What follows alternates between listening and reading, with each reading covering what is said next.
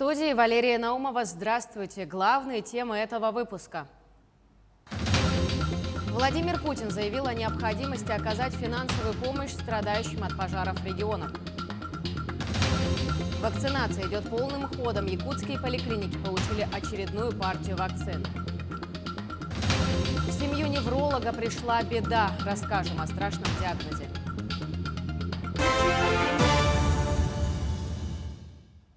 За неделю в Якутии удалось ликвидировать 100 лесных пожаров. На сегодняшний день лесные пожары не угрожают населенным пунктам. Об этом сообщил глава Якутии Айсен Николаев в ходе рабочей поездки в Горный район. Репортаж Юрия Осипова.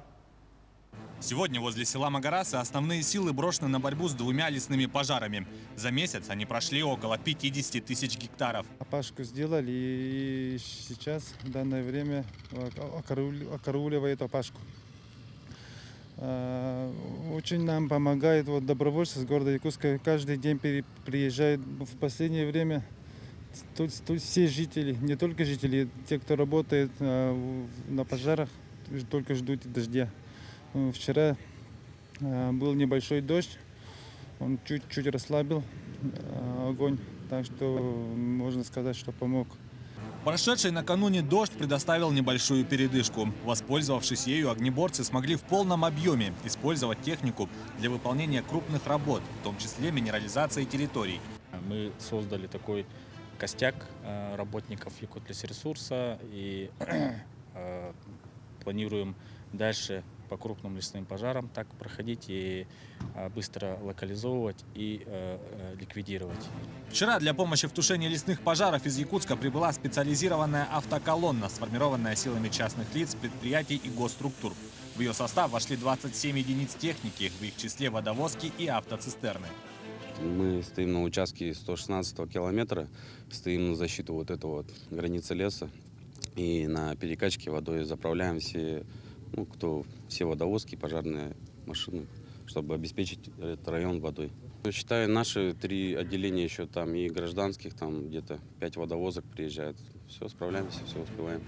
Сегодня пожары возле села Магарасы практически локализованы. Но самое главное, что сейчас они не представляют опасности для населенных пунктов. Что и через центр волонтерства, через Доброштаб идет большая помощь, и люди приезжают, и помощь поступает материальная. И вместе с тем, конечно, многие организации, сами специализированные отряды уже свои готовят, отправляют. ГУП ЖКХ, АГАТУ, Алмаз Эргенбанк, другие компании, и их отряды сегодня работают уже по многим пожарам, там по 10, по 20 человек. Тоже это очень хороший пример. Уверен, что в эти дни мы будем всем этим процессом управлять через оперативный штаб республики. Глава Якутии отмечает, что на данный момент в Горном районе завершен первый этап тушения, а именно недопущение пожара в населенные пункты. Сейчас оперативный штаб готов перейти ко второму этапу – полной локализации и ликвидации этих пожаров. Юрий Осипов, Георгий Григорьев, Горный район.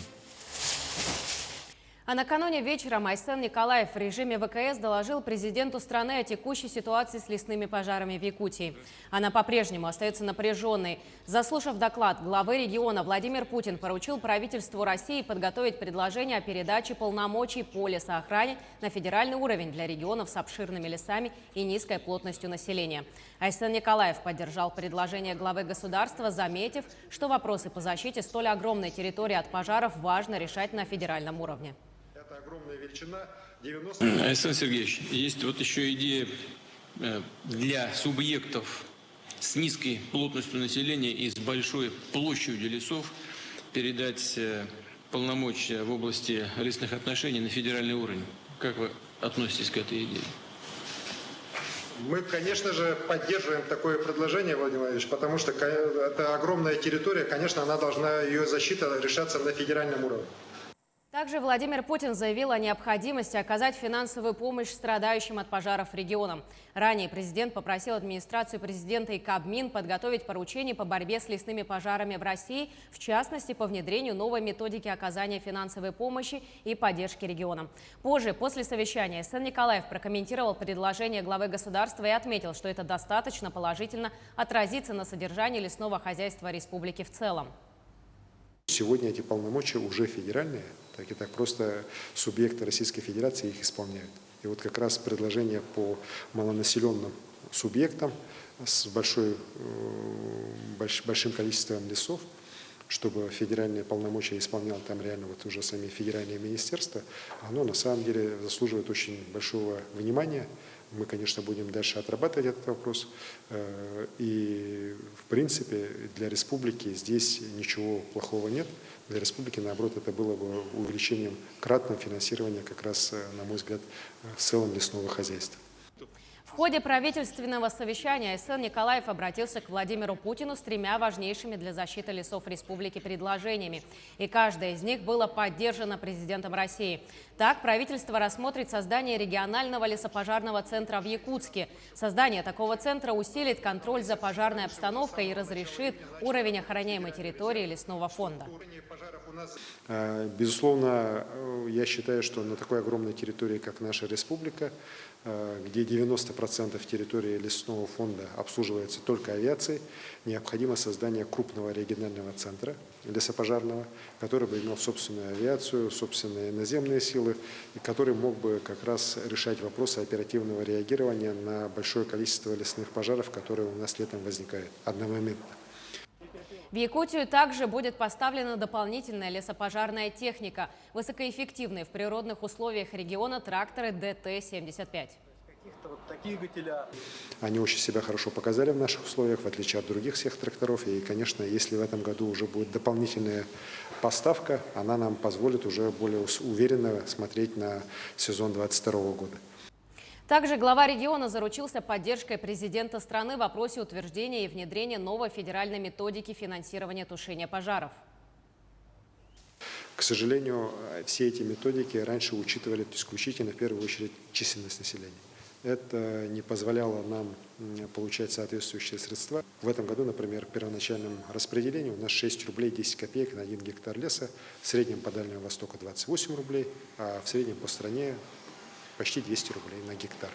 Конечно, при такой огромной диспропорции говорить о полномасштабном финансировании лесного хозяйства не приходится. В первую очередь это вот как бы выясняется, когда начинается тушение пожаров. И президент вот сегодня тоже озвучил это тоже давно ставится многими специалистами, в том числе у нас в республике, чтобы федеральные полномочия, которые сегодня исполняются республикой, но на которые федеральный бюджет из-за своих методик не дает соответствующее финансирование, в этом случае федеральное правительство взяло бы полностью уже на себя их финансирование и их исполнение. Это было бы, наверное, справедливее, это было бы честнее. Вот. И мы надеемся, что в этом случае, конечно, и финансирование, наверное, поменялось бы, так, стало бы полноценным. И в этом случае, конечно, в первую очередь это бы отразилось на состоянии лесов. Продолжают тушить пожары в Усть-Алданском улусе. Сейчас на особом контроле тушение 2 очагов. Один из них на территории Бериинского наслега, который в данный момент локализован. Огонь охватил более 24 тысяч гектаров и вплотную приблизился к поселку. Тогда на помощь был отправлен самолет-зондировщик «Циклон». В работе задействованы более 80 человек, в том числе местные жители. Второй очаг действует на территории Тюляхского наслега. Он находится в 35 километрах от поселка Кылай в труднодоступной местности. Бригада из 7 человек добралась до места по реке Алдан. Улусная администрация держит ситуацию под контролем. Сегодня планируется облет местности, после чего одну бригаду с Берийского наслега направят в Тюляхский наслег. Сейчас у нас беспокоит один пожар. Это у нас в Тюляхе, она не лесного массива, да, пожар идет между 2 озерами. С западной и северной стороны мы уже опахали его. Теперь должны сделать опашку с северной стороны. Ну, там как труднопроходимое место. Работаем на 2 тракторах. В конце этой недели, выходных, возможно, при хороших стечениях обстоятельств мы ликвидируем эти оба пожара. Теперь к эпидобстановке. За минувшие сутки на территории республики зарегистрировали 102 новых случая заболевания коронавирусом. Из них 54 случая приходятся на Якутск. 7 заболевших обнаружили в Мирнинском районе, 6 в Ленском, 5 в Нерюнгринском и 4 в Алданском районе. Еще в 15 районах от 1 до 2 случаев заражений. За сутки лабораториями республики проведено 3177 исследований на коронавирусную инфекцию.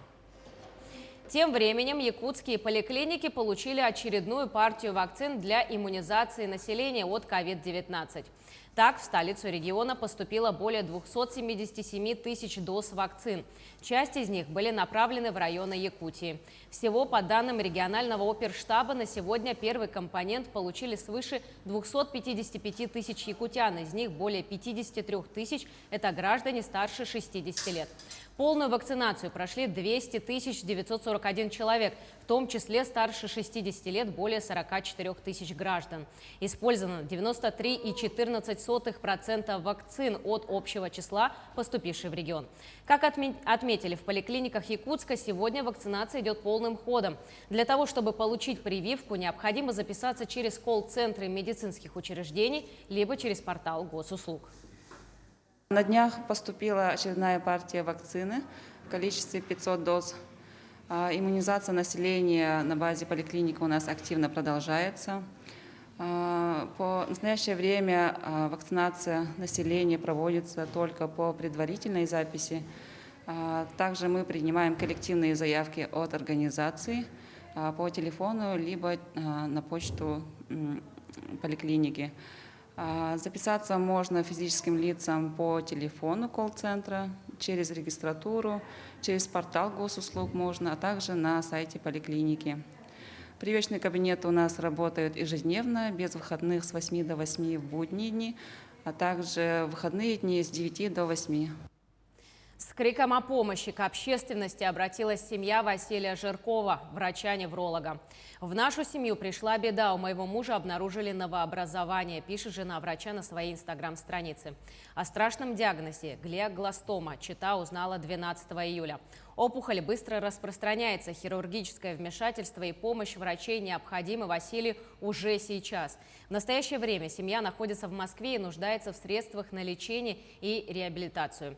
Перечислить любую сумму можно по представленным на ваших экранах реквизитах.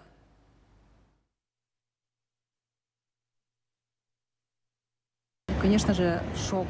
Мы никак не ожидали. Все было очень хорошо.